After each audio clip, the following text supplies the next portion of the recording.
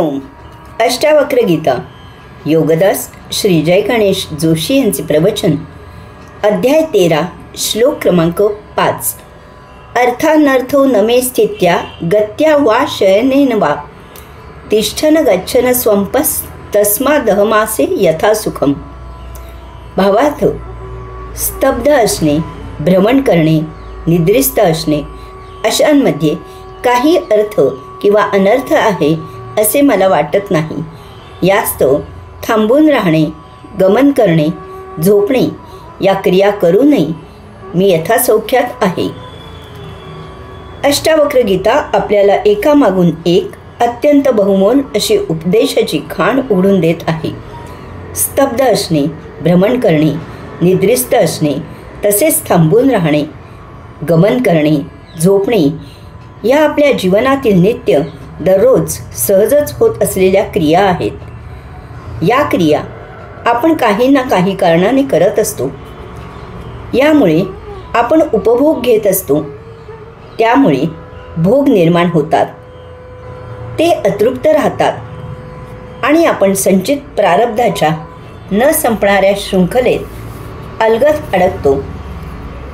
येथे स्तब्ध असणे, भ्रमण करणे, निद्रिस्त असणे अशा 3 क्रिया सांगितलेल्या आहेत. आपण अगोदरच करत असलेल्या क्रियांच्या ह्या त्यापुढील रूपे आहेत. एका जागी आपण बसलेले असतो, स्तब्ध असतो, आपण क्रियाशील असतो, ते भ्रमण करायला बाहेर पडतो.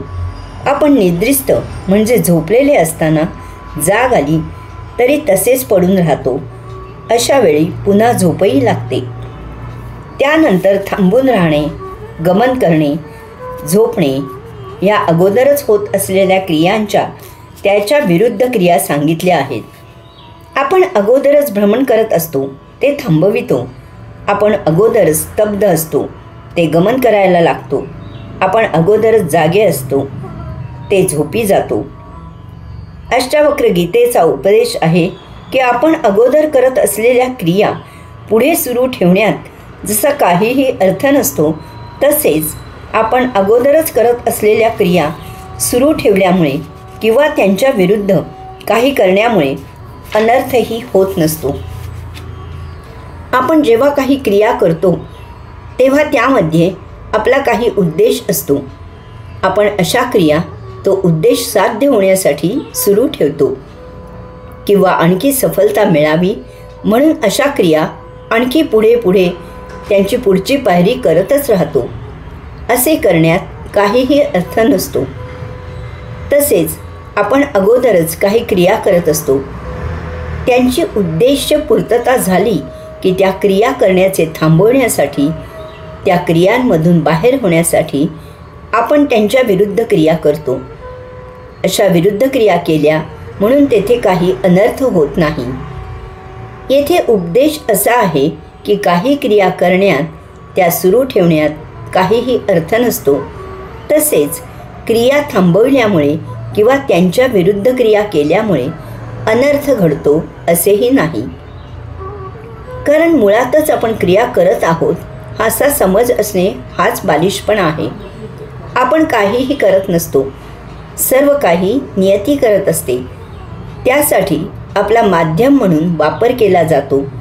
या क्रियांमधून आपण अर्थ किंवा अनर्थ काढतो, तसा समज करून घेतो.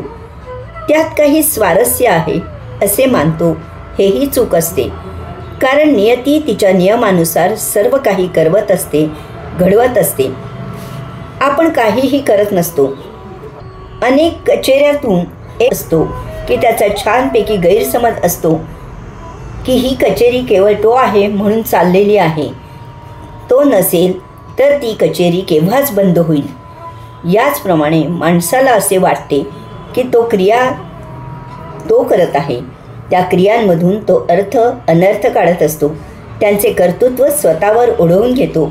यामुळेच भोग निर्माण होत असतात. अष्टावक्र गीता सांगते की येथे जे होते ते होते, होत असते, होत असणार आहे. आपण त्यात सहभागी असू नये. आपण समर्पण करावे आणि ती लीला अनुभवावी. यातच यथासौख्य आहे, यातच मुक्तानंद आहे. हरि ओम.